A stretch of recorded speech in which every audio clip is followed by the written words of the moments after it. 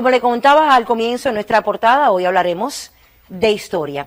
Para la dirección cubana se hizo evidente después de la derrota de Playa Girón cuáles eran los objetivos políticos de Washington hacia Cuba y cómo estos iban encaminados a la eliminación del sistema socialista en la isla. Se tenía la convicción de que la Casa Blanca consideraba como seria alternativa el empleo de sus propias Fuerzas Armadas, apreciación que se confirmaría en los meses posteriores.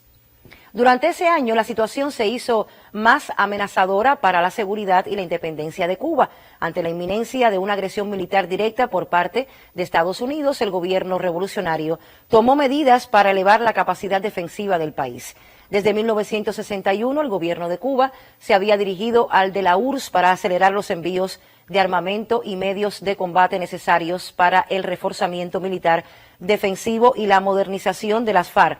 Paralelamente, en la Florida y en Texas se reagruparon varias divisiones norteamericanas integradas por más de 100.000 efectivos de tropas de infantería y fuerzas blindadas. Durante septiembre y la primera quincena de octubre de 1962 se aumentaron los vuelos espías de los aviones U-2 sobre el territorio cubano. El 16 de octubre, cuando toda la maquinaria militar del imperialismo estaba preparada para el zarpazo contra la revolución, le mostraron a Kennedy las fotos aéreas reveladoras de los emplazamientos de cohetes de mediano alcance en Cuba. El presidente norteamericano dispuso de inmediato incrementar los vuelos de reconocimiento sobre la Cuba y que los servicios de inteligencia realizaran los estimados acerca del momento preciso que estos misiles fueran operacionales. Además, creó un grupo especial integrado por altos funcionarios del gobierno conocido con el nombre de Comité Ejecutivo del Consejo de Seguridad Nacional, el cual se mantuvo en sesión permanente durante todo el tiempo que duró la crisis, actuando como consejo asesor del presidente Kennedy. En la primera semana se reunió de modo confidencial hasta llegar a la decisión de decretar el bloqueo naval a Cuba. A las 7 p.m. del día 22 de octubre de 1962, Kennedy se dirigió a su país y a todo el mundo a través de la radio y la televisión para informar la decisión de llevar a cabo el bloqueo naval alrededor de Cuba, al cual denominó cuarentena, con el marcado propósito de encubrir el carácter guerrerista de esa medida. En el año 1962, la paz mundial estuvo seriamente amenazada. El imperialismo tuvo la oportunidad de comprender que un pueblo pequeño e indoblegable lo podía conducir a una catástrofe si osaba llevar adelante su aventurera agresión. La derrota sufrida en Playa Girón no llamó al presidente John F. Kennedy a la cordura, sino a la revancha.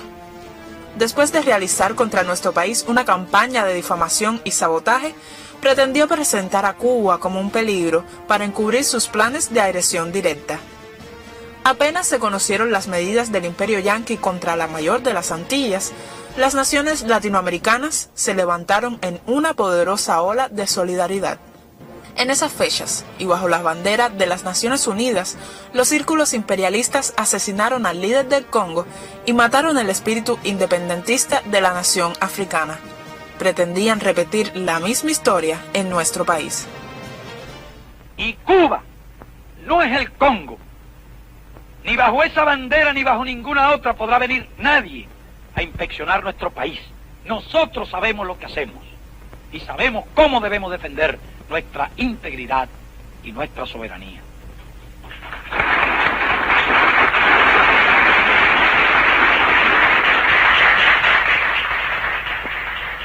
¿Cuál es nuestra posición de principio respecto al armamentismo o al desarme? Somos partidarios decididos del desarme. ¿Cuál es nuestra política sobre bases militares? Somos partidarios decididos del desmantelamiento de todas las bases militares. ¿Cuál es nuestra política sobre la presencia de tropas en los distintos países? Somos partidarios de una política de paz y que no haya tropas ni personal militar de ningún país en el territorio de otro país.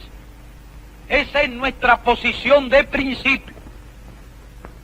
Y nuestra, de todos, de los revolucionarios, de los patriotas, será la misma suerte. Y de todos será la victoria.